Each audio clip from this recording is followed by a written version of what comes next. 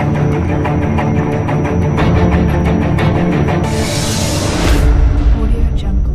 good morning everyone. இன்னைக்கு நம்ம பார்க்குற டாபிக் பார்த்தீங்கன்னா இந்தியன் பாலிட்டியில் பார்ட் 1 அப்படின்னு பார்க்க போகிறோம். சரிங்களா? ஸோ இந்த பார்ட் 1 அப்படிங்கிறது என்ன சொல்லுதுன்னா union and it's territories. Union and it's territories அப்படிங்கிறத சொல்லுது. இந்தியாவின் ஒன்றியமும் அதன் எல்லைகளும். சரிங்களா? அதை பற்றி சொல்லுது. ஸோ இந்த பார்ட் 1 நீங்கள் படிக்கணும் அப்படின்னா அதுக்கான ப்ராசஸ் பார்த்தீங்கன்னா ஃபர்ஸ்ட்டு இந்தியாவுடைய மேப் என்ன, இந்தியாவுடைய பவுண்டரி என்ன அப்படிங்கிறத நம்ம தெரிஞ்சுக்கணும். சரிங்களா? So map and its boundary line, அதனுடைய எல்லை பற்றி நம்ம என்ன பண்ணணும், தெரிஞ்சிருக்கணும். செகண்ட் ஒன் பார்த்தீங்கன்னா இந்தியா அப்படிங்கிறது பிஃபோர் இண்டிபெண்டன்ஸ் எப்படி இருந்தது. பிஃபோர் இண்டிபெண்டன்ஸ் இந்தியாவானது சுதந்திரத்துக்கு முன்பாக எப்படி இருந்தது அப்படின்னு என்ன பண்ணணும், தெரிஞ்சுக்கணும். And third one integration of princely states. Integration of princely states, சுதேச அரசுகளுடைய ஒன்றிணைவு. சரிங்களா? இண்டிபெண்டன்ஸ் பிறகு பல்வேறு சுதேச அரசுகளை இந்திய அரசாங்கமானது எப்படி ஒன்றா இணைச்சாங்க அப்படின்னு தெரிஞ்சுக்கணும். சரிங்களா? அடுத்து பார்த்தீங்கன்னா லிங்குவிஸ்டிக் கமிட்டிஸ். லிங்குவிஸ்டிக் கமிட்டிஸ் மொழிவாரி குழுக்கள் அல்லது மொழிவாரி கமிட்டிகள் எப்படி ஃப்ரேம் பண்ணாங்க, அவங்களுடைய ஃபங்க்ஷன் என்ன பண்ணாங்க அப்படின்னு பார்க்க போகிறோம். சரிங்களா? And then state reorganisation act. State reorganisation act. அந்த ஆக்ட் என்ன சொல்லுது, மாநில மறு சீரமைப்பு சட்டமானது என்ன சொல்லுது அப்படின்னு பார்க்க போகிறோம். அடுத்து formation of states. Formation of different states. States are unities. இந்தியாவில் ஒரு ஸ்டேட்டும் சரி ஒரு யூனிட்டி சரி எப்படி ஃப்ரேம் பண்ணுறாங்க, எப்படி இந்த 28 ஸ்டேட்டுகளும் எப்படி இந்த 8 யூனிட்டிஸும் ஃப்ரேம் பண்ணாங்க அப்படின்னு பார்க்க போகிறோம். அதன் பிறகு ஸ்பெஷல் ஸ்டேட்டஸ், சிறப்பு அந்தஸ்து மிக்க மாநிலங்கள் என்னென்ன, கடைசியா இஷ்யூஸ், அது சார்ந்த இஷ்யூஸ் என்ன அப்படின்னு பார்க்க போகிறோம். அப்போ இந்த பார்ட் 1 அப்படிங்கிறது யூனியன் அண்ட் இட்ஸ் டெரிட்டரிஸ் அப்படிங்கிறத நாம் இந்த 8 கேட்டகரியை பிரிக்க போகிறோம். கேட்டகரி நம்பர் 1 பாருங்க, India's map and its boundaries. Category 2 பாருங்க, இந்தியா பிஃபோர் இண்டிபெண்டன்ஸ். இந்த இந்தியா அப்படிங்கிற மேப் ஆனது இண்டிபெண்டன்ஸ் முன்பாக எப்படி இருந்தது அப்படின்னு பார்க்க போகிறோம். அடுத்து இன்டகிரேஷன் ஆஃப் பிரின்ஸ்லி ஸ்டேட்ஸ், சுதேசனுடைய ஒன்றிணைப்பு பிறகு இந்த இந்திய ஒன்றியமானது எப்படி ஃப்ரேம் பண்ணப்பட்டது அப்படின்னு பார்க்க போகிறோம். அண்ட் தேர்ட் பாருங்க, லிங்குவிஸ்டிக் கமிட்டிஸ், மொழிவாரி குழுக்கள் அல்லது மொழிவாரி மாநிலங்கள் எப்படி ஃப்ரேம் பண்ணாங்கன்னு பார்ப்போம். And then state reorganisation act. சரிங்களா? மாநில மறு சீரமைப்பு சட்டமானது எவ்வாறாக இயற்றப்பட்டது. சரிங்களா? இதன் அடிப்படையில் எவ்வளோ ஸ்டேட்ஸ் பிரிச்சாங்க, இப்போ எவ்வளோ பிரிச்சுக்கிறாங்க, இனிமேல் வரக்கூடிய மாறுதல்கள் என்ன அப்படிங்கிறத பார்ப்போம். சரிங்களா? ஸோ அடுத்து பாருங்க, formation of states and unities. ஒருவேளை இந்தியாவில் ஒரு புதிய மாநிலத்தை உருவாக்கப்படணும் அப்படின்னா அதுக்கான ப்ரொசீஜர்ஸ் என்ன, ஒருவேளை ஒரு யூனிட்டி நீங்கள் ஃப்ரேம் பண்ணணும் அப்படின்னா அதுக்கான ப்ரொசீஜர்ஸ் என்ன. சரிங்களா? ஒருவேளை நீங்கள் ஒரு ஸ்டேட்டை 2 ஸ்டேட்டை ஒன்றா மெர்ஜ் பண்ணணும் அப்படின்னா அதுக்கான ப்ராசஸ் என்ன அப்படிங்கிறத பார்க்க போகிறோம். அண்ட் தென் ஸ்பெஷல் ஸ்டேட்டஸ், சில சிறப்புரிமைகள் வழங்கப்பட்ட மாநிலங்களுக்கு எப்படிலாம் அந்த ப்ராசஸ் கொடுக்குறாங்க, எதன் அடிப்படையில் கொடுக்குறாங்க. ஸ்பெஷல் ஸ்டேட்டஸ் அப்படிங்கிறது யாருக்கெல்லாம் பொருந்தும் யாருக்கெல்லாம் பொருந்தாது அப்படிங்கிறத பார்க்கணும். கடைசியாக இஷ்யூஸ் பேஸ்ட் ஆன் இப்போ இருக்கக்கூடிய மாநிலங்களில் வரக்கூடிய சிக்கல்கள் என்ன. சரிங்களா? மற்ற மாநிலங்களுடைய கோரிக்கைகள் என்ன. சரிங்களா? ஒரு மாநிலத்தை 2ஆக பிரிக்கிறப்ப என்ன மாதிரி பிரச்சனைகள் உருவாகுது, அல்லது பார்த்தா பெயர் மாற்றப்ப என்ன மாதிரி பிரச்சனைகள் உருவாகுது அப்படிங்கிறத பார்க்க போகிறோம். சரிங்களா? ராஜ், இந்த பார்ட் 1 பாருங்க, map and its boundaries. So நமக்கு தெரியும், நான் ஒரு ட்ராவாக வந்து பார்த்தீங்கன்னா ரஃபாக வந்து பார்த்தீங்கன்னா இனிமேல் நான் ட்ரா பண்ணுறேன்.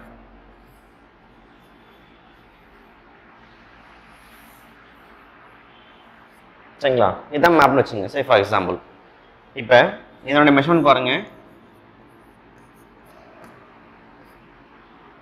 நார்த், அதே போல் 37.6, அதே போல் 67, அதே போல் 97.25.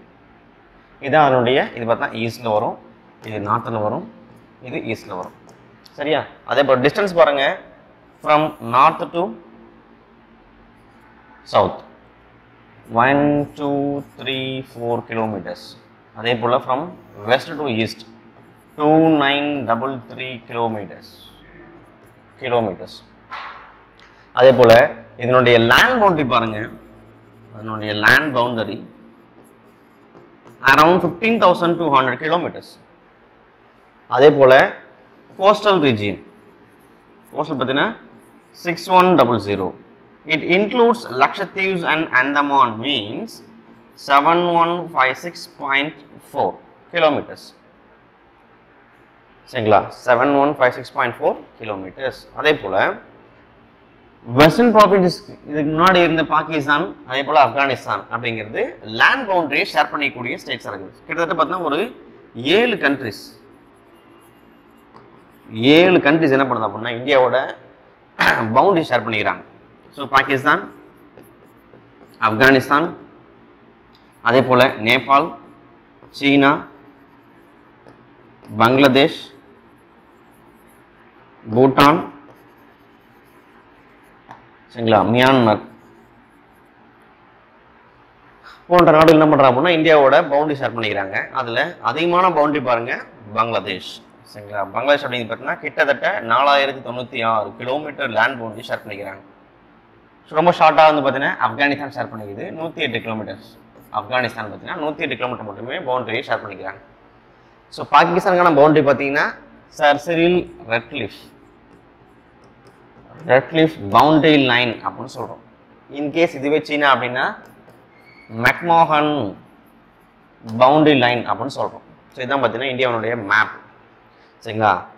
So 8 degree 4 seconds. அதே போல் பார்த்தா 37.6, இங்கே 97.25 ஈஸ்ட்டு, அதே போல் ஈஸ்ட் பார்த்தீங்கன்னா 687. டிஸ்டன்ஸ் பார்த்தீங்க அப்படின்னா 3214 kilometres from south to north. அதே போல் பார்த்தா ஃப்ரம் ஈஸ்ட் டு வெஸ்ட் பாருங்க 2933 கிலோமீட்டர்ஸ். சரிங்களா? அதே போல் இந்தியாவுக்குள்ள கிட்டத்தட்ட 28 ஸ்டேட்ஸ் இருக்குது, 8 யூடிஸ் இருக்குது. ஸோ நம்ம பார்ட் நம்பர் 1ல் அதனுடைய சப்டிவிஷன் 1ஆன மேப் அண்ட் இட்ஸ் பவுண்டரிஸ், அதில் நம்ம இதெல்லாம் தெரிஞ்சுக்கணும். சரிங்களா? இதெல்லாம் தெரிஞ்சால் மட்டும்தான் இதுக்குள்ள நடக்கக்கூடிய ஸ்டேட்டோட டிவிஷன்ஸு, ரீஆர்கனைசேஷன்ஸு, சரிங்களா, இதெல்லாம் நமக்கு புரிய வரும். சரியா? ராஜ் கட் பண்ணிடுங்க.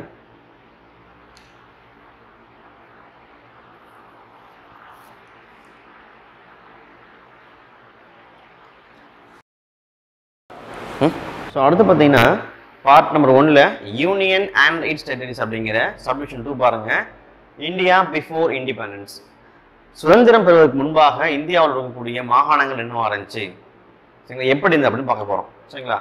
ஸோ 1947க்கு முன்னாடி வரைக்கும் பார்த்தீங்கன்னா இந்தியாவில் பார்ட் ஏ, அதே போல் part B, part C, part D அப்படின்னு சொல்லக்கூடிய 4 டிவிஷன்ஸ் மட்டும்தான் இருக்குது. இந்தியாவே 4 பிரிச்சிடறாங்க. இந்த பார்ட் ஏ அப்படிங்கிறது பிரிட்டிஷ் ப்ராவின்சஸ்,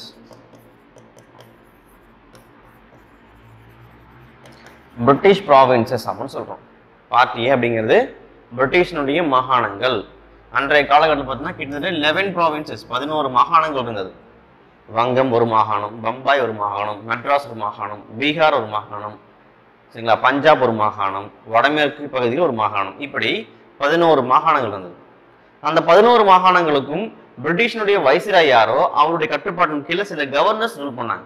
அதுதான் ப்ராவின்ஸ் அப்படின்னு சொல்றோம். மெட்ராஸ் ஒரு கவர்னர் இருப்பார். அந்த மெட்ராஸ் கவர்னர் யாருடைய செயல்பாடுகளை கேட்பார் அப்படின்னு கேட்டீங்க, யாருடைய கட்டுப்பாட்டில் கேட்பார் அப்படின்னு கேட்டீங்கன்னா வைசிராய் யாரோ அவருக்கு கீழே பணியாற்றக்கூடியது இந்த Bengal governor, Madras governor, Bombay governor எல்லாமே.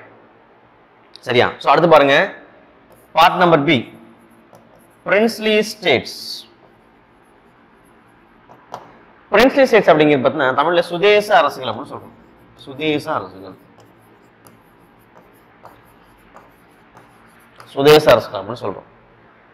சுதேச அரசுகளானது தனிப்பட்ட முறையில் ஒரு சிற்றரசு, ஒரு குறுநில பகுதியோ அதை பற்றி ஒரு பெரிய பகுதி யார் நிர்வாகம் பண்றாங்களோ அவங்க பேரு சுதேச அரசர்கள் அப்படின்னு சொல்றோம். இது பிரிட்டிஷ்கள் செயல்படாது, தனிப்பட்ட முறையில் அந்த அரசர்கள் அந்த பகுதியை நிர்வாகம் பண்ணிட்டு வருவாங்க.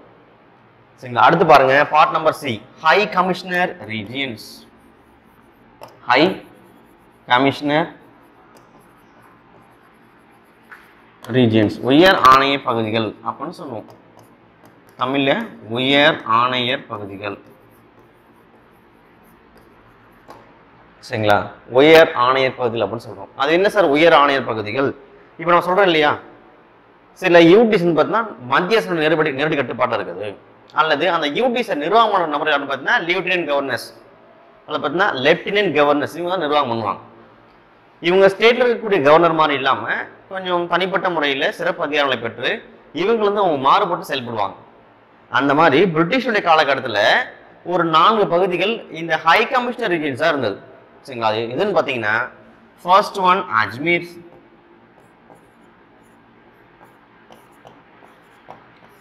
ஃபர்ஸ்ட் ஒன் பார்த்தீங்கன்னா ஆஜ்மீர் அப்படிங்கிறது.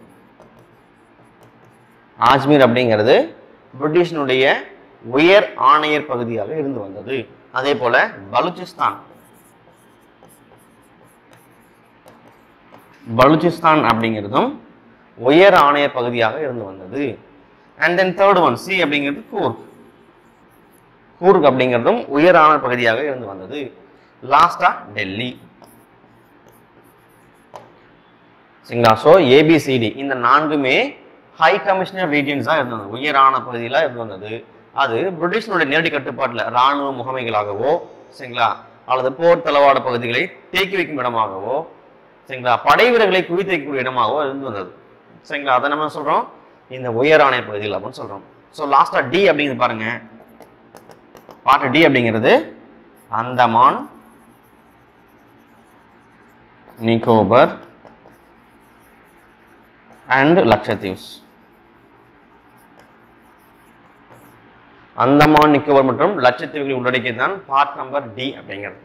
அப்ப இந்தியா அப்படிங்கிறது நல்லா புரிஞ்சுங்க, பார்ட் நம்பர் 1ல சப்டிவிஷன் 2ல பாருங்க இந்தியா பிஃபோர் இண்டிபெண்டன்ஸ் அப்படிங்கிறது மொத்தம் 4ஆக இருந்தது. Part A, part B, part C மற்றும் பார்ட் டி அப்படின்னு 4 பகுதிகளாக இருந்து வந்திருக்குது.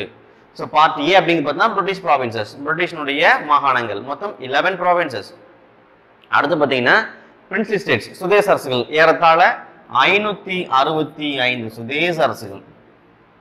சரியா, அடுத்து பார்ட் நம்பர் சி பாருங்க ஹை கமிஷனர் ரீஜியன்ஸ், உயர் ஆணையர் பகுதிகள், மொத்தம் 4 இருக்குது, அஜ்மீர், பலுச்சிஸ்தான், கூர்க் அண்ட் தென் டெல்லி.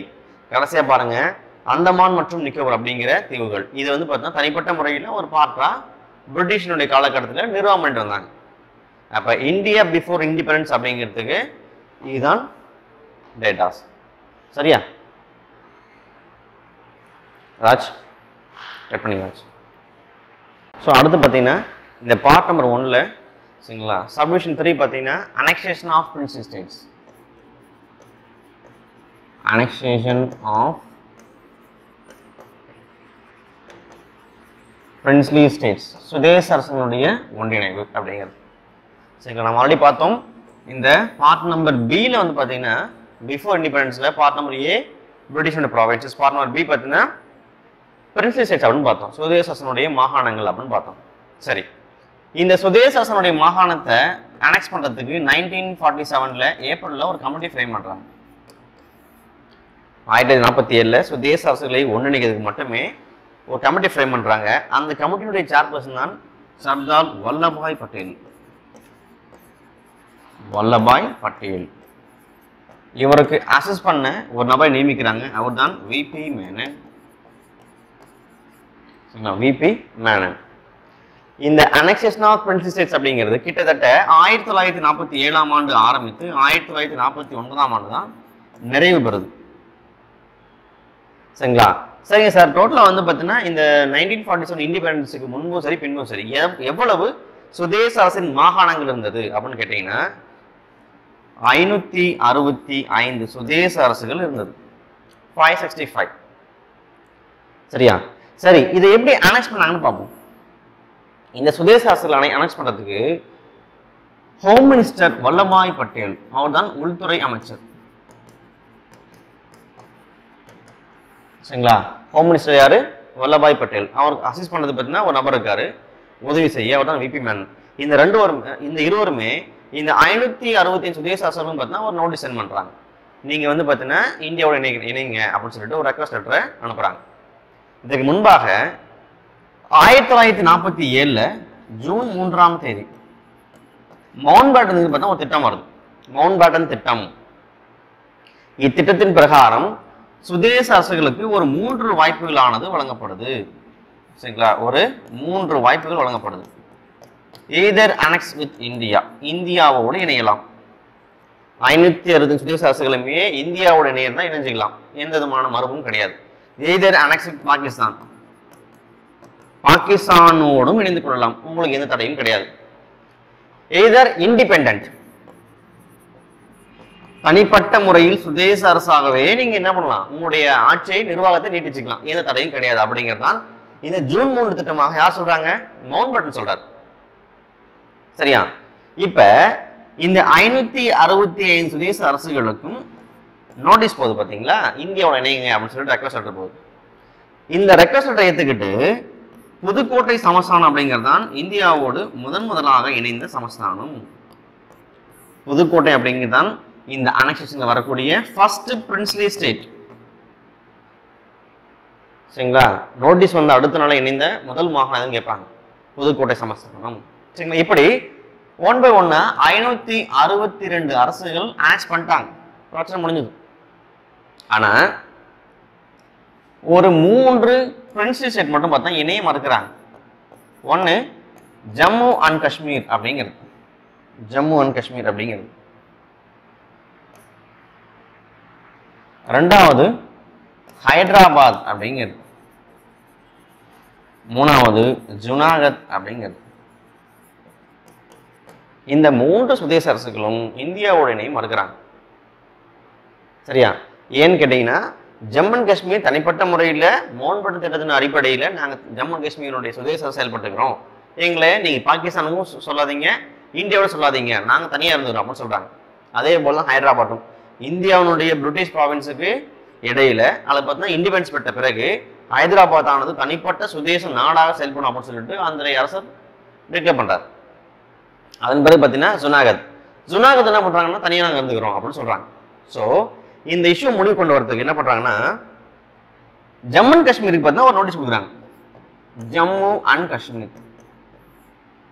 சரிங்களா?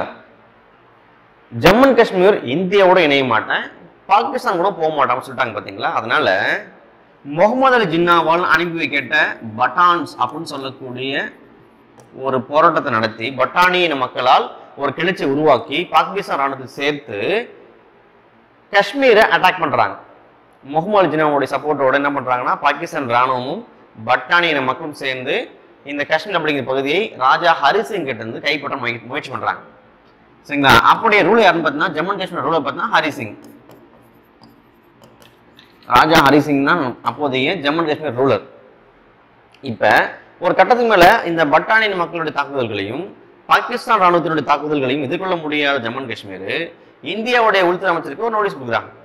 நான் இந்த மாதிரி போர்ல வந்து பார்த்தா எங்களுக்கு மீட்டு கொடுங்க, எங்க வந்து ஹெல்ப் பண்ணுங்க அப்படின்னு கேட்குறாங்க. அப்ப இவங்க ஒரு டிமாண்ட் முன் வைக்கிறாங்க, இந்தியாவோட இணைப்பு பத்திரத்தில் நீங்க சைன் பண்ணீங்கன்னா நான் எங்களுடைய ராணுவத்தை அனுப்பி உங்களை காப்பாற்றுறேன் அப்படிங்கிற மாதிரி ஒரு அக்ரிமெண்ட்டை ஃப்ரேம் பண்றாங்க.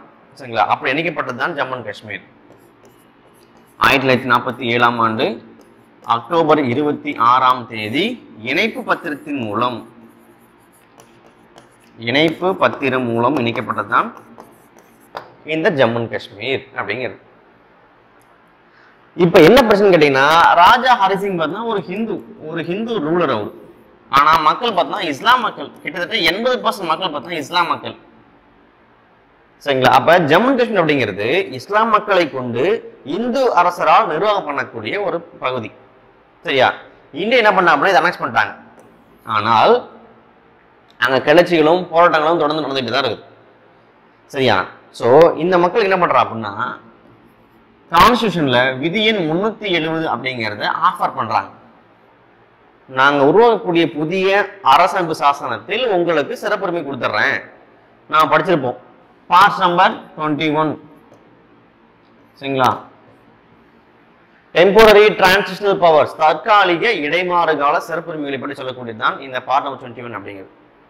இதன் அடிப்படையில 370க்கு உங்களுக்கு தனிப்பட்ட முறையில சில ப்ரொவிஷன்ஸ் நாங்கள் கொடுக்குறோம் அப்படின்னு சொல்றாங்க. அது என்ன அப்படின்னு கேட்டீங்கன்னா செப்பரேட் பிளாக், சரிங்களா? Separate constitution. சரிங்களா? அதே போல பார்த்தீங்கன்னா உங்களுடைய ஃபண்டமெண்டல் ரைட்ஸ் சில மாடிஃபிகேஷன்ஸ் இருக்குது, உங்களுடைய டிபிஎஸ்பியில் சில மாடிஃபிகேஷன்ஸ் இருக்குது, உங்களுடைய ஃபெடரல் கவர்மெண்ட்டினுடைய அந்த ரிலேஷன்ல சில மாடிஃபிகேஷன்ஸ் இருக்குது அப்படின்னு சொல்றாங்க. சரி, இதையெல்லாம் ஏற்றுக்கொண்டு விதியின் 370 அப்படிங்கிறத யார் ஃப்ரேம் பண்றாங்கன்னா கோபால்சாமி ஐயங்கார் ஃப்ரேம் பண்றாரு. கோபால்சாமி ஐயங்கார் ஃப்ரேம் பண்றாரு. சரிங்க சார். நம்முடைய இந்திய அரசியலமைப்பை வடிவமைத்து பார்த்தீங்கன்னா அம்பேத்கர் அவர்கள். ஒட்டுமொத்தமான கான்ஸ்டியூஷன் அவரு ஃப்ரேம் பண்றப்ப இதையும் அவர் ஃப்ரேம் பண்ணிருக்கணும். ஏன் வந்து கோபால்சாமி ஐயங்கார் ஃப்ரேம் பண்றாரு? அவர் பார்த்தீங்கன்னா டிராஃப்டிங் கமிட்டியில் இருக்கக்கூடிய ஒரு சீனியர் மோஸ்ட் பர்சன், அம்பேத்கர் பிறகு இருக்கக்கூடிய ஒரு சீனியர் மோஸ்ட் பர்சன். விதியின் 370 கீழே சிறப்புரிமை அரசுக்கு வழங்கப்படுவது அல்லது அந்த ஜம்மு காஷ்மீர் மக்களுக்கு வழங்கப்படுவது அப்படிங்கிறத எதிர்க்கிறாரு அம்பேத்கர். ஏன் அப்படின்னா அது பேரு டெம்போரரி டிரான்சிஷனல் பவர்ஸ், தற்காலிக இடைமாறு கால சிறப்புரிமைகள். எப்ப வேண்டுமானாலும் அரசாங்கம் அதை ரிட்ரை பண்ணிக்கலாம், மீண்டும் திரும்ப எடுத்துக் கொள்ளலாம்.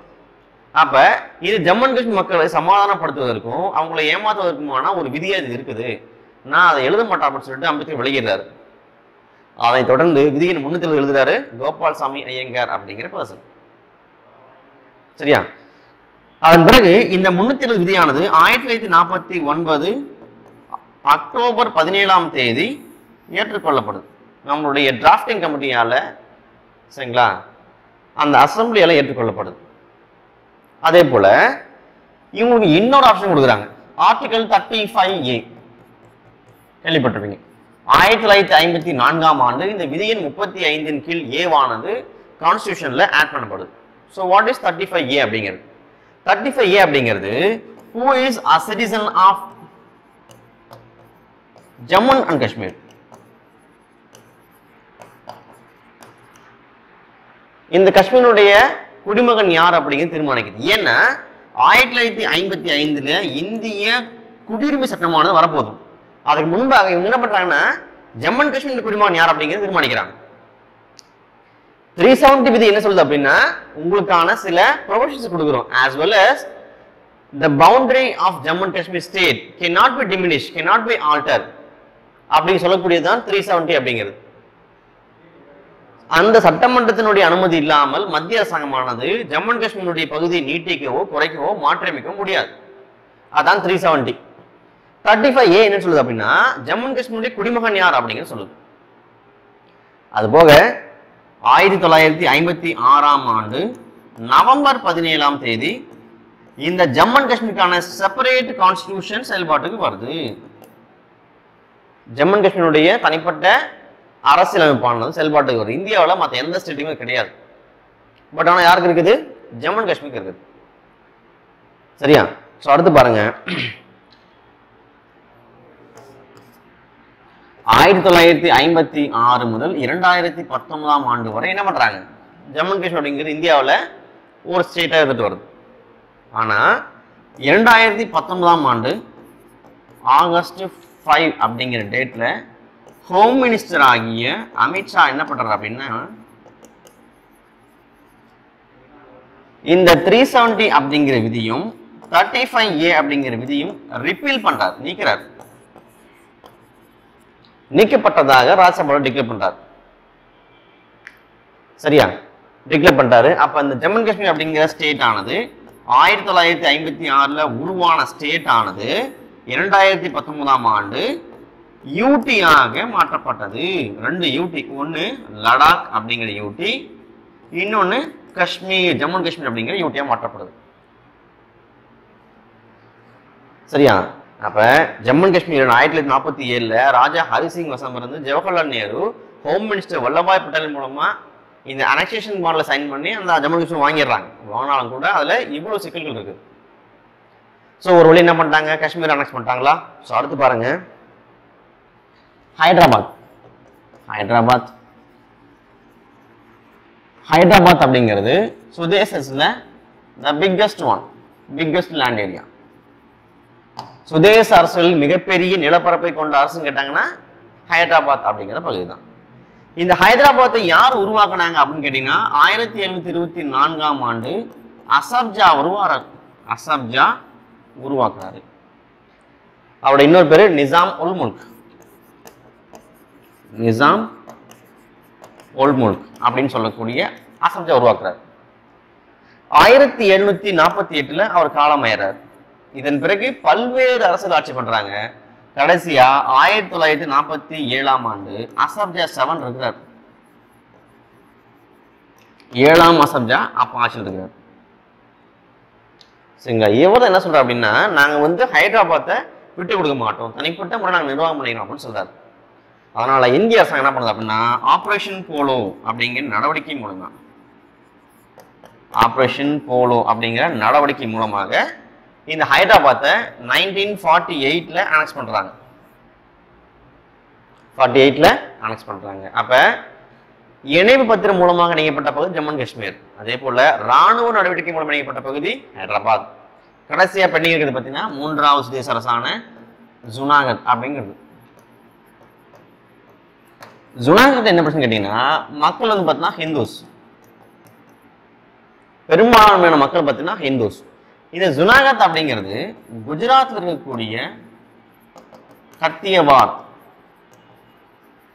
கத்தியவார் பகுதியில் ஒரு சிறிய சிற்றரசு தான் இந்த ஜுனாகத் அப்படிங்கிறது. அரசர் ஒரு இஸ்லாமிய அரசர், ரூலர் பார்த்தீங்கன்னா ஒரு இஸ்லாம், ஆனால் மக்கள் இந்து மக்கள். இப்ப என்ன பண்ற அப்படின்னா, இந்த ஜுனாகத் அப்படிங்கிறத பாகிஸ்தானுக்கு சொந்தமான நிலப்பகுதி அப்படின்னு இந்த அரசர் மாத்திட்டார், எழுதி விட்டார். மக்களுக்கு பார்த்தீங்கன்னாக்க மக்கள் இந்து மக்கள் இல்லையா, அதனால இந்தியாவோட இணைக்கிறதுக்கு போராட்டங்களை மேற்கொள்றாங்க. கடைசியில பிளபிசைட் மூலமா மீன்ஸ் பொதுமக்கள் வாக்கெடுப்பு சொல்லுவாங்க. பொதுமக்கள் வாக்கெடுப்பு மூலமாக 1949 ஜனவரி 29 இந்தியாவோடு இணைக்கப்பட்டது இந்த ஜுனாகத் அப்படிங்கிற பகுதி. சரியா? அப்ப 565 சுதேச அரசுகளும் ஒன்றா இணைக்கப்பட்டது. ஃபர்ஸ்ட் எது? புதுக்கோட்டை சமஸ்தானம். இந்த அனெக்சேஷன் ஆஃப் பிரின்ஸ் ஸ்டேட்ஸ் அப்படிங்கிறத தலைமையேற்று பண்ண நபர் பார்த்தீங்கன்னா சர்தார் வல்லபாய் பட்டேல். அவர் தான் அவருடைய ஹோம் மினிஸ்டர். அவர் ஹெல்ப் பண்ணது பார்த்தா விபி மேனன் அப்படிங்கிற பர்சன். அந்த 565 சுதேச அரசுகள்ல புதுக்கோட்டை சமஸ்தானமானது முதலா இணையுது. சரிங்களா?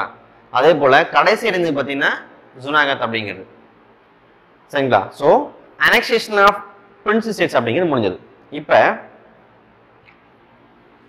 Foreign areas, annexation of foreign areas. என்ன பிரச்சனை கேட்டீங்கன்னா, பிரிட்டிஷனுடைய வசம் இருந்த 11 மாகாணங்களை ஹேண்ட் ஓவர் பண்ணிட்டாங்க இந்தியாவுக்கு. சுதேச அரசு அனெக்ஸ் பண்ணிட்டாங்க. ஆனால் புதுச்சேரி கட்டுப்பாட்டிலையும் பிரெஞ்சு கட்டுப்பாட்டில் இருக்கக்கூடிய பகுதிகள் இன்னும் இணைக்கப்படலை. ஸோ அதனால 1954 சரிங்களா, பிரெஞ்சு பகுதிகளானது இந்தியாவோடு இணைக்கப்படுது. சரிங்களா? புதுச்சேரி, காரைக்கால், மாஹி, ஏனாம் அப்படிங்கிற பகுதிகள் 1954 இந்தியாவோடு இணைக்கப்படுது. அதே போல 1961 போர்த்துகீசினுடைய பகுதிகள் இந்தியாவோடு இணைக்கப்படுது. டயூடாமன், தாத்ரா நகர் ஹவேலி, கோவா போன்ற பகுதியிலானது இந்தியாவோட இணைக்கப்படுது. யார்கிட்ட இருந்து? போர்த்துகீஸ் வசம் இருந்து. 1947 நமக்கு இண்டிபெண்டன்ஸ் கிடைச்சாலும் கூட போர்த்துகீஸ் வசம் அந்த பகுதியில் எப்போ நமக்கு கிடைக்குது? 61 கிடைக்குது. அதே போல பிரெஞ்சு வசம் அந்த பகுதிக்கு எப்போ கிடைக்குது? 1954 கிடைக்குது. ஸோ இதுதான் அனெக்சேஷன் ஆஃப் பிரின்சி ஸ்டேட்ஸ் அப்படிங்கிறது. ஸோ ஃபர்ஸ்ட் என்ன பார்த்தோம்? இந்தியாவுடைய மேப்பு, அதனுடைய பவுண்டரிஸ் பார்த்தோம். ரெண்டாவது இந்தியா பிஃபோர் இண்டிபெண்டன்ஸ் பார்த்தோம். மூன்றாவது என்ன பார்த்துருக்கோம்? அனெக்சேஷன் ஆஃப் பிரின்சி ஸ்டேட்ஸ் பார்த்தோம். சரிங்களா? ஸோ அடுத்து பார்த்தீங்கன்னா லிங்குவிஸ்டிக்ஸ் கமிட்டிஸ், மொழிவாரி குழுக்கள். சரிங்களா? இந்தியா என்ன பண்றான் அப்படின்னா, மொழிவாரி அடிப்படையில் சில மாகாணங்களா சில மாநிலங்களா பிரிச்சிடலாம் அப்படின்னு சொல்லிட்டு அரசாங்கமே 1948 பிறகு சில கமிட்டிஸை ஃப்ரேம் பண்றாங்க. மொத்தம் 3 கமிட்டிஸ். கமிட்டி நம்பர் 1 சரிங்களா, எஸ்கே தார் கமிட்டி, எஸ்கே தார் கமிஷன் 1948 ஃப்ரேம் பண்றாங்க. இட் இஸ் a 3-member பாடி, 3 பேர் கொண்ட குழு. சரிங்களா? இந்த ரிப்போர்ட் என்ன சொல்லுது அப்படின்னு கேட்டீங்கன்னா, அட்மினிஸ்ட்ரேட்டிவ் பர்பஸ்க்காக மட்டுமே இந்தியாவை பிரிக்கணும். 1948 அமைக்கப்பட்ட கமிட்டியானது சில ரிப்போர்ட் நம்ம தாக்கல் பண்றாங்க. அந்த ரிப்போர்ட்ல மொழி வாரியாக இந்தியாவை பிரிப்பதை காட்டிலும் நிர்வாக ரீதியாக பிரிப்பது சரியான விஷயம் அப்படின்னு சொல்றாங்க. சரிங்களா? சரி, அடுத்து இன்னொரு கமிட்டி ஃப்ரேம் பண்றாங்க. ஜேவிபி கமிட்டி 1948 ஃப்ரேம் பண்றாங்க. சரிங்களா? இதுல பார்த்தீங்கன்னா மெம்பர்ஸ் பார்த்தா மொத்தம் 3 மெம்பர்ஸ், 3 பேர் கொண்ட கமிட்டி. ஜவஹர்லால் நேரு, வல்லபாய் பட்டேல், லாஸ்டா பட்டாபி சீதாராம் அப்படின்னு சொல்லக்கூடிய ஒரு 3 பேர் கொண்ட குழுவை ஃப்ரேம் பண்றாங்க. இந்த கமிட்டி என்ன பண்றாங்கன்னா ஒரு 1949 ரிப்போர்ட் தராங்க. இந்த ரிப்போர்ட்ல இந்தியாவை எக்கனாமிக் பேசிஸ்ல வேணா பிரிங்க, பட் லிங்குவிஸ்டிக் பேசிஸ்ல வேணாம் அப்படின்னு சொல்றாங்க. பொருளாதார அடிப்படையில் வேணா பிரிக்கலாம் சார், பட் ஆனா இந்தியாவை மொழிவாரி அடிப்படையிலோ மற்ற அடிப்படையில் பிரிக்காதீங்க அப்படின்னு சொல்றாங்க. அதன் பிறகு 1953ஆம் ஆண்டு 3வது கமிட்டியாக ஃபசல் அலி கமிட்டி, தமிழ்ல ஃபசல் அலி ஃப்ரேம் பண்றாங்க. இதுவும் பார்த்தீங்கன்னா ஒரு 3 பேர் கொண்ட கமிட்டி தான். சேர்பர்சன் பார்த்தீங்கன்னா ஃபசல் அலி. சரிங்களா? அதே போல பார்த்தீங்கன்னா Panikkar, KM Panikkar. Third person பார்த்தீங்கன்னா குன்ஸ்ரு அப்படிங்கிற 3 பேர் கொண்ட கமிட்டியாக ஃப்ரேம் பண்றாங்க. இந்த கமிட்டியோட ரிப்போர்ட் பார்த்தீங்கன்னா 1955 கிடைக்குது. இந்த ரிப்போர்ட் படி இந்தியாவை நீங்க மொழிவாரி அடிப்படையில் பிரிச்சுதான் ஆகணும், ஒரு வழி கிடையாது அப்படின்னு சொல்றாங்க. அது மட்டும் இல்லாம ஒரு 16 ஸ்டேட்டா இந்தியாவை பிரிங்க, அதே போல ஒரு 4 யூடியா பிரிங்க அப்படின்னு ரெக்கமெண்ட் பண்றாங்க. ரெக்கமெண்டேஷனை கொடுக்குறாங்க. சரியா? அப்ப லிங்குவிஸ்டிக்ஸ் கமிட்டி அப்படின்னு பார்த்தா மொத்தம் 3 கமிட்டி, SK தார் கமிட்டி, ஜேபி கமிட்டி மற்றும் ஃபசல் அலி கமிட்டி. சரிங்களா? ஸோ அடுத்து பாருங்க, 1953ல சரிங்களா அக்டோபர் மாதம் 1ஆம் தேதி பொட்டி ஸ்ரீராமலுடைய நடவடிக்கைக்கு பிறகு, பொட்டி ஸ்ரீராமலு அவருடைய ஃபாஸ்டிங் ப்ரொடெஸ்ட் தொடர்ந்து ஆந்திராவானது இந்தியாவுடைய முதல் மொழிவாரி மாநிலமாக டிக்ளேர் பண்ணது. சரியா? இந்த பொட்டி ஸ்ரீராமன் அப்படிங்கிற நபர் பார்த்தீங்கன்னா 1953ல கிட்டத்தட்ட 56 நாட்கள் உண்ணாவிரதம் மேற்கொண்டு காலமாயிறார். அவருடைய கோரிக்கை என்னன்னு கேட்டீங்கன்னா, மதராஸ் மாகாணத்திலிருந்து ஆந்திர மாநிலம் உருவாக்கணும் அப்படிங்கிறது. மதராஸ் மாகாணத்திலிருந்து தெலுங்கு மொழி பேசக்கூடிய மக்களை ஒன்னா சேர்த்து ஒரு மாகாணமா ஆந்திர மொழி பேசக்கூடிய ஆந்திர மாகாணமா உருவாக்கணும் அப்படின்னு டிமாண்ட் பண்றாரு, ப்ரொடெஸ்டும் பண்றாரு. 56 நாட்களுக்கு பிறகு ஒரு காலம் ஆயிடுவாரு. அதனால அந்த ப்ரொடெஸ்ட் கட்டுப்படுத்துவதற்காக 1953ஆம் ஆண்டு 1953ல அக்டோபர் 1ல இந்தியாவினுடைய முதல் மொழிவாரி மாநிலமாக டிக்ளேர் பண்ணப்படுது. It means after independence. நல்லா புரிஞ்சுங்க, ஆஃப்டர் இண்டிபெண்டன்ஸ். சரி சார், பிஃபோர் இண்டிபெண்டன்ஸ் இந்த மாதிரி ஒரு ஈவெண்ட் இருக்கு அப்படின்னு கேட்டா இருக்கு. பிஃபோர் இண்டிபெண்டன்ஸ் பார்த்தீங்கன்னா கிட்டத்தட்ட 1895ல பீகார்ல இருந்து ஒரிசா அப்படிங்கிறத பிரிக்கிறதுக்கு சில ரெக்வஸ்ட் முன் வச்சாங்க, போராட்டங்களையும் பண்ணாங்க. ஆனால் 1936ஆம் ஆண்டு தான் ஒரிசாவானது பீகார்ல இருந்து பிரிக்கப்பட்டது. பிஃபோர் இண்டிபெண்டன்ஸ் அப்படின்னா ஒரிசா அப்படிங்கிறது, ஆஃப்டர் இண்டிபெண்டன்ஸ் அப்படின்னா ஆந்திரா அப்படிங்கிறது. சுதந்திரத்துக்கு முன்பாக பிரிக்கப்பட்ட முதல் மொழிவாரி மாநிலம் கேட்டாங்கன்னா ஒரிசா, சுதந்திரத்துக்கு பின்பாக பிரிக்கப்பட்ட முதல் மொழிவாரி மாநிலம் கேட்டாங்கன்னா ஆந்திர பிரதேஷ். சரியா? ஸோ அடுத்து பாருங்க, ஸ்டேட் ஃபிஃப்த் டாபிக் பார்த்தீங்கன்னா ஸ்டேட் ரீஆர்கனைசேஷன் ஆக்ட்.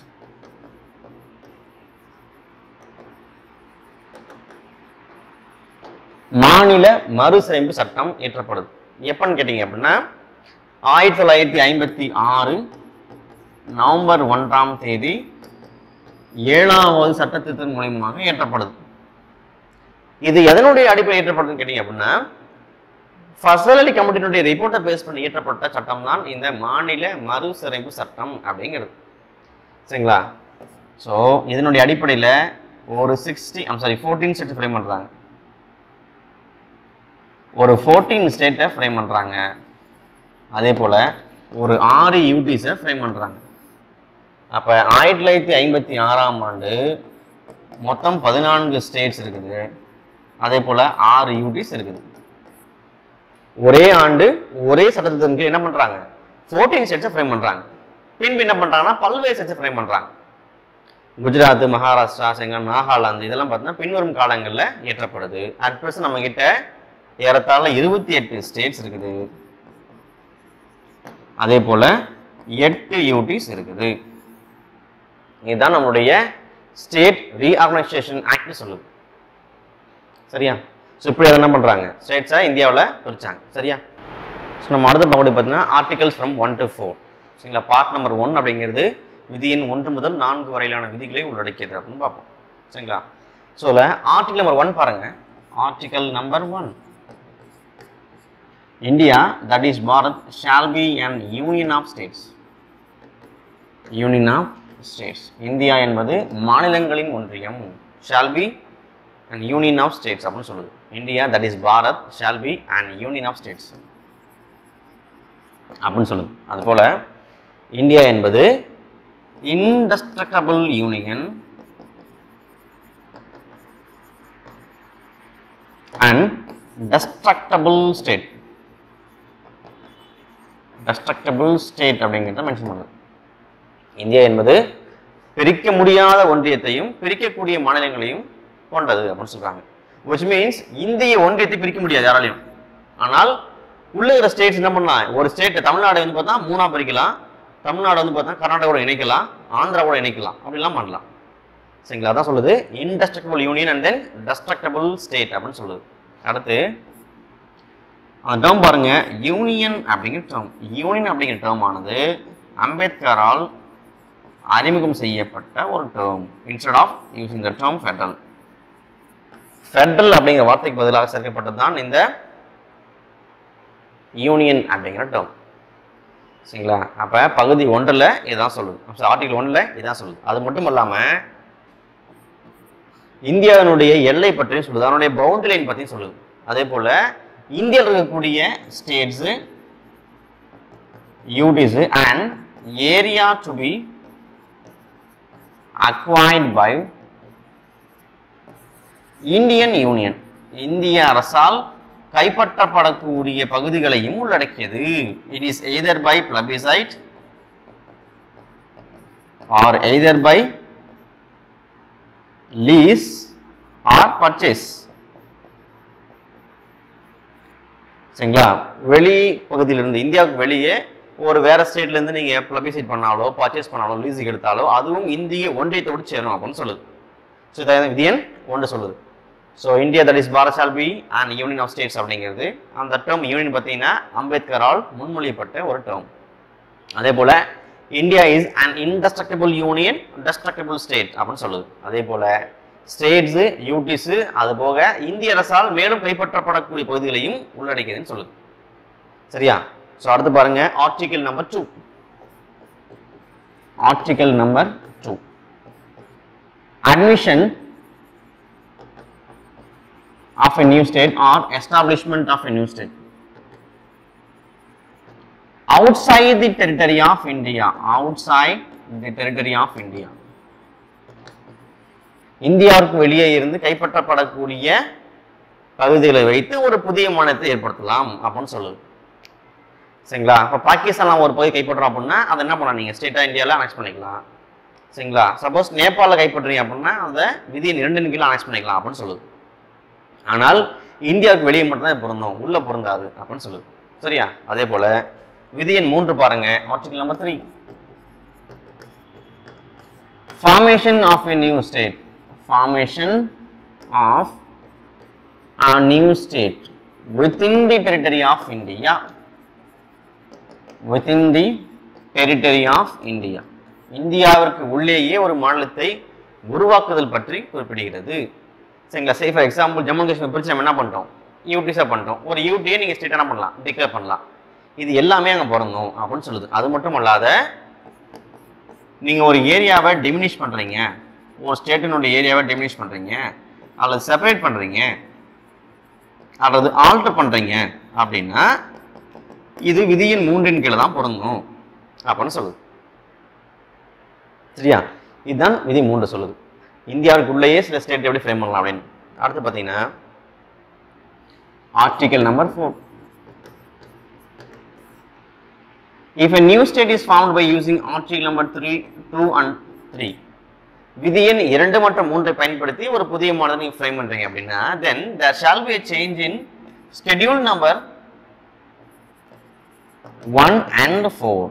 விதியின் அட்டவணை 1 மற்றும் 4 கட்டாயமாக ஒரு புதிய மாநிலம் உருவாக்கப்படும் பொழுது மாற்றங்களை கொண்டு வர இயலும்.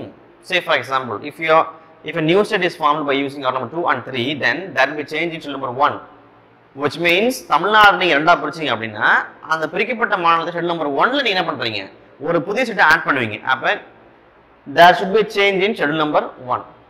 சரியா? அதே போல பிரிக்கப்பட்ட ஸ்டேட்டுக்கு ராஜ்யசபாக்கான மெம்பர்ஸ் நீங்க என்ன பண்ணுவீங்க, அலோகேட் பண்ணுவீங்க. அதான் ஷெட்யூல் நம்பர் 4 சொல்லுது. சோ ஆர்டிகிள் 4 பிரகாரம் அட்டவணை 1 4 மாற்ற முடியும் அப்படின்னு சொல்லுது. சரியா? இதான் பார்த்தீங்கன்னா விதி எண் 1 முதல் 4 வரையிலான விளக்கங்கள். சரிங்களா? சோ அடுத்து பாருங்க topic number 6. I'm sorry 6, formation of states. இந்தியாவில் எப்படி ஒரு ஸ்டேட்டை உருவாக்குறாங்க அப்படின்னு பார்ப்போம். சரிங்களா? இந்தியாவில் ஒரு ஸ்டேட்டை உருவாக்கணும், இந்திய எல்லைக்குள்ள ஒரு பகுதியை நீங்க உருவாக்கணும், பிரிக்கணும், மாடிஃபிகேட் பண்ணணும் அப்படின்னா விதி எண் 3 பிரகாரம் தான் இது சாத்தியமாகும். சரிங்களா? அப்படி நீங்க தாக்கல் செய்யப்படக்கூடிய மசோதாவை தான் பிரசிடென்ட்னுடைய ப்ரியர் பர்மிஷன் தேவை. Prior permission of president. பாராளுமன்றத்தில் நீங்க தாக்கல் செய்யறதுக்கு முன்பாக குடியரசுடைய ஒப்புதல் தேவை. இந்த மாதிரி தமிழ்நாடு நாங்கள் ரெண்டா பிரிக்க போறோம் அப்படிங்கிறதுக்கான மசோதா தாக்கல் செய்யப்படுவதற்கு முன்பாகவே பிரசிடென்ட் நீங்க பாராளுமன்றத்தில் லோக்சபாவில் ராஜ்யசபாவில் நீங்க தாக்கல் செஞ்சுக்கலாம் அப்படிங்கிறதுக்கான ஒரு அனுமதி கொடுக்கணும். கொடுத்தால் மட்டும்தான் இந்த மசோதாவானது லோக்சபாவிலோ ஆர் ராஜ்யசபாவிலோ தாக்கல் செய்ய இயலும். சரிங்க சார், இப்போ தமிழ்நாடு வந்து பார்த்தா ரெண்டா பிரிக்க போறாங்க. ஒரு பகுதி பார்த்தா கொங்கு நாடா பிரிக்க போறாங்க, ஒரு பகுதியை தென் தமிழ்நாடா பிரிக்க போறாங்க, அல்லது பார்த்தீங்கன்னா வட தமிழ்நாடா பிரிக்க போறாங்க, ரெண்டா பிரிக்க போறாங்க அப்படின்னு வச்சுக்கோமே. அப்ப அந்த கன்சர்ன் ஸ்டேட்டுக்கு பிரசிடென்ட் என்ன பண்ணுவார் அப்படின்னா உங்களோட ரெக்கமெண்டேஷன் கொடுங்க அப்படின்னு கேட்பார். மாநில சட்டமன்றத்திற்கு சரிங்க ஒரு நோட்டீஸ் வரும், இந்த மாதிரி தமிழ்நாடு வந்து பார்த்தீங்கன்னா கொங்கு நாடாகவும் சரிங்களா பழைய தமிழ்நாடாகவும் பிரிக்க போறோம், உங்களுடைய சஜஷன்ஸ் என்ன அப்படின்னு கேட்பாங்க. நாம என்ன பண்ணுவோம், சஜஷன்ஸ் கொடுப்போம். இப்போ ஃபார் எக்ஸாம்பிள் கிருஷ்ணகிரி, தருமபுரி, ஓசூர், அதில் பார்த்தீங்கன்னா சேலம், ஈரோடு, கோயம்புத்தூர் இதெல்லாம் சேர்த்து நீங்க கொங்கு நாடா கொடுங்க அப்படின்னு நம்ம சொல்றோம்னு வச்சுங்களேன். நீங்க சொல்லக்கூடிய ரெக்கமெண்டேஷனை பிரசிடென்ட் கட்டாயம் செயல்படுத்தி ஆகணும் அப்படின்னு அவசியம் கிடையாது. The recommendations given by the state government is not bound the president. சரிங்களா? அப்ப அவரை கட்டுப்படுத்தாது. அப்ப மத்திய சமயத்திலே போதுமானது இந்தியாவில் ஒரு ஸ்டேட்டை ஃப்ரேம் பண்ணலாம். சரிங்களா? லோக்சபால சாதாரண பெரும்பான்மையுடன் சிம்பிள் மெஜாரிட்டி பாஸ் பண்ணாலே போதுமானது, நீங்க ஒரு ஸ்டேட்டை இந்தியாவில் கொண்டு வர இயலும். சரியா? ஸோ இப்படி என்ன பண்றாங்க, இந்தியாவில் ஸ்டேட்ஸை ஃப்ரேம் பண்றாங்க. சரியா? ஸோ நம்ம பார்த்தீங்கன்னா ஃபைனலாக பார்ட் நம்பர் 1 அப்படிங்கிறதுல நம்ம 6 டிவிஷன்ஸ் பார்த்துருப்போம். ஒன்று பார்த்தீங்கன்னா இந்தியானுடைய மேப் அண்ட் இட்ஸ் பவுண்டரி பார்த்துருப்போம். அதே போல் பார்த்தீங்கன்னா second one India before independence பார்த்துருப்போம். And then third one annexation of principal states அப்படிங்கிறது பார்த்துருப்போம். Fourth one article number 1 to 4 பார்த்துருப்போம். Fifth one state reorganisation act பார்த்துருப்போம். சரிங்களா? அதன் பிறகு வந்து பார்த்தீங்கன்னா லிங்குவிஸ்டிக்ஸ் கமிட்டி பார்த்துருப்போம். கடைசியாக ஸ்பெஷல் ஸ்டேட்டஸ். சரிங்களா? சில சிறப்புரிமை பெற்ற மாநிலங்கள். இந்தியாவில் வந்து பார்த்தீங்கன்னா இந்தியன் கான்ஸ்டியூஷன் பிரகாரம் பார்ட் நம்பர் 21 என்ன சொல்லுது அப்படின்னா 21வது பகுதி டெம்பரரி டிரான்சிஷனல் பவர்ஸ், தற்காலிக இடைமாறு கால சிறப்புரிமைகள் பற்றி குறிப்பிடுது. இதில் இந்தியாவில் இருக்கக்கூடிய சில யூனியன் பிரதேசங்களுக்கோ சில ஸ்டேட்ஸுகளுக்கோ சரிங்களா பொருளாதார காரணமாகவோ அரசியல் காரணமாகவோ அல்லது நிர்வாக காரணமாகவோ அல்லது மற்ற காரணங்களுக்காகவோ சிறப்புரிமைகளானது வழங்கப்படுது. சரிங்களா? அப்படி இந்தியாவில் மொத்தம் விதியின் பகுதி 21 கீழே மொத்தம் 11 ஸ்டேட்ஸ்களுக்கு இந்த சிறப்புரிமைகளானது வழங்கப்படுது. சரிங்களா? நம்ம தெரியும் பார்த்தீங்கன்னா ஃபெமிலியர் ஒன் பார்த்தீங்கன்னா ஜம்மு அண்ட் காஷ்மீர் அப்படிங்கிறது விதியின் 320 பயன்படுத்தி ஜம்மு அண்ட் காஷ்மீருக்கு சிறப்பு அந்தஸ்து வழங்கப்பட்டு வந்தது. எப்போ அப்படின்னு கேட்டீங்கன்னா 1956 முதல் 2019 வரை. சரிங்களா? அதே போல வந்து பார்த்தீங்கன்னாக்க விதியின் 371 மையப்படுத்தி மகாராஷ்டிரா மற்றும் குஜராத்துகளுக்கு சிறப்புரிமையானது இந்த தேதியில் வழங்கப்பட்டு வருது. சரிங்களா? சரிங்க சார், இந்த டெம்பரரி டிரான்சிஷனல் பவர்ஸ் அப்படிங்கிறத அரசாங்கம் மீண்டும் திரும்ப எடுத்துக்கொள்ள முடியுமா அப்படின்னா எஸ் முடியும். எந்த காலத்தில் வேண்டுமானாலும் எந்த சூழல் வேண்டுமானாலும் வழங்கப்பட்ட சிறப்புரிமைகளை செல்லாது என அறிவிக்கும் அதிகாரம் மத்திய அரசுக்கு உண்டு. அதனாலதான் 370 அப்படிங்கிறத ஈஸியாக ரிப்பீல் பண்ணிட்டாங்க.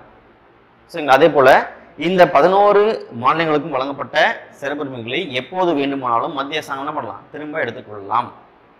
சரிங்களா? ஸோ 371A பாருங்க நாகாலாந்து அப்படிங்கிறது, 371E அப்படிங்கிறது பார்த்தீங்கன்னா தெலுங்கானா அப்படிங்கிறது, 371G அப்படிங்கிறது பார்த்தீங்கன்னா மிசோரம் அப்படிங்கிறது, 371I கோவா, 371J அப்படிங்கிறது கர்நாடகா. ஸோ இப்படிப்பட்ட ஸ்டேட்டுகளுக்கு என்ன பண்ணுறாங்க, இந்த விதியை பயன்படுத்தி சிறப்புரிமைகளாக வழங்குறாங்க. ஸோ பார்ட் 1ல் இவ்வளோ தான் இருக்குது. சரிங்களா? ஸோ பவுண்டரிஸு, அதோட ஸ்டேட்ஸ் எப்படி ஃப்ரேம் பண்ணுறாங்க, சரிங்க, எப்படி டிவைட் பண்ணுறாங்க, எப்படி நிர்வாகம் பண்ணுறாங்க, எப்படி அதுக்கு ஸ்டேட்டஸ் கொடுக்குறாங்க அப்படிங்கிறத பார்த்துருப்போம். சரிங்களா? So thank you so much.